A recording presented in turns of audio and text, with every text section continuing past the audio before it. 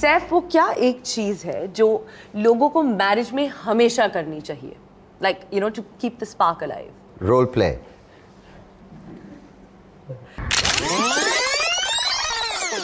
So many marriages have gender defined roles, Saifu. How important is it to define roles in a marriage? Well, I mean, I guess it ends up happening, you know, ideally. I know lots of people are very happy living by themselves, but people who have chosen to share life with a partner, you know, you tend to find roles. People say you marry somebody who you can't be, you know, so the next closest thing to having that in your life is to marry it. So I think roles are kind of defined somehow. You find that, at least in our case, I mean, you find that there's certain things that, you know, you're so much better organized at doing, and there's certain things that, you know, maybe I could add some value to.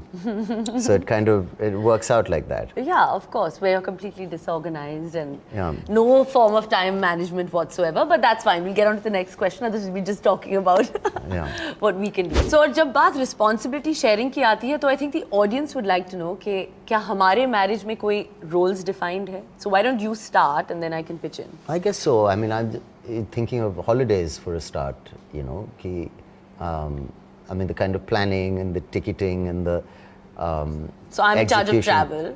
Travel and you're in charge of travel chilling. and administration. So I'm doing all the dirty work. What are you doing? But you know, going on holiday. See, exactly. So then that's it. Okay. I don't think there are any roles defined. I think, if I may say. Yeah. Think, because I think sometimes when I'm working, you're at home with Yes, Taimur. And absolutely. when like you're working, when you did Lal Kaptan, if I may say, I think that was a patch where you were away for a long time. Yes. So you can, you know, talk about that. Yeah, absolutely. Sharing responsibilities, but also, I think, I remember Rani Mukherjee told me once, when we had just started dating, you and I, because I don't think I'd ever been out with a working actress before, you know, in that sense. Yeah. So she said, just behave like you're in a relationship with a man. So I know what she meant. She meant that don't get into the gender of it. Treat it with like an equal. Like very cool if thing you've to got two say. heroes in the house, two people working and two people, and then you'll have no problems. And I think she's absolutely right. Yeah. So generally, you're a bit more organized. Your time management's amazing. Time management. So I really and- respect that. So I always leave it to you. Okay, so great. So now everyone knows that it's all me. Yeah. And all my management skills, right? Yes, yes. Saifu, obviously all our fans, as you know, always say that we're couple goals and we're like the perfect couple. Yeah. And everyone is like, oh God, we want to be like Saif and Bebo. So what do you have to say to, you know, people who kind of idolize us? Well, I think idolizing is a dangerous thing generally, you know. I think people should be respected for what they are known for. I mean, you can respect someone for being a nice actor, you can respect the idea of a relationship perhaps, or appreciate some things, but idolize is a really strong word, because I don't think people really know, I mean, we're just like normal people, what goes into a relationship. If you're going to idolize someone more than movie stars, sometimes you should probably idolize the non-famous person next door, you know, who's managed to send his kids to school Yeah, somebody happily, like and who's, yeah, a nice simple balanced and middle-class life is also worthy of adulation in that sense. Not just celebrities. But unfortunately we only know really celebrities when we want to give examples. And generally I think the life of a celebrity in a relationship can be quite tough. Like when we started going out also, I mean, it can be quite insecure. You don't know, I mean, you're working with attractive people and you're traveling the world and going all over the place. So to maintain a healthy relationship in those circumstances is sometimes a little hard, and anyone who's managed to do it with grace is worthy of respect. So there's lots of celebrity couples, I think, that have done it really well. So which couple, according to you, is like acing marriage right now? Well, again, acing marriage, I mean, who knows? I mean, you look like you're acing marriage and you might not be. So that's also an art. Yeah, but I like Virat and Anushka. I think they look really nicely balanced together. You know, they seem happy, and maybe it's because, you know, my parents had a similar balance that I kind of like appreciate that, like a movie star and a cricketer. Cricketer. Different worlds. And But why aren't you saying that we're also acing marriage, yeah? Well, just Virat and Anushka? It's not good to praise yourself, no? No, but now it's okay.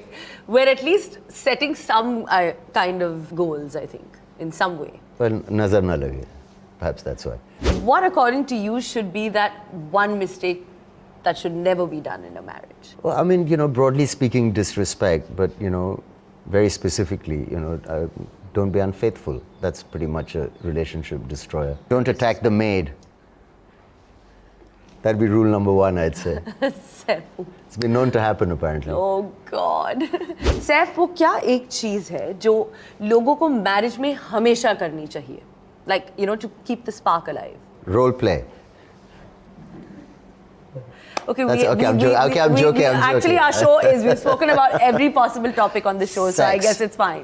If you have slightly different things to do also, if there's a little bit of freshness when you meet at the end of a day, or after a couple of days, if you have some new ideas to swap. So I think repetition and a mundane kind of existence is what is a bit worrying for everybody, because any long-term relationship can get a bit So you're repetitive. saying, I'm saying it's really space. So it's not space as much as different interests. Also, I think you should not be too pressured about keeping the spark alive. And it's a really scary thing. Yeah. You have to keep the spark alive. Yeah. Then there's too much pressure. Like Woody Allen said, he said, I can't keep up the same level of charm for 10 years. I'll have a heart attack. Yeah. So sometimes, it's okay. You've got to find ways to keep your own spark alive. But like you always say that you keep saying that we should go out for dinner and then come No, of course home there's and I'm basic like really things, tired yeah. and I'm like, no, okay. I mean, so, a little bit of an effort. Laziness is a villain generally in life, if you can, and people say love also is a verb.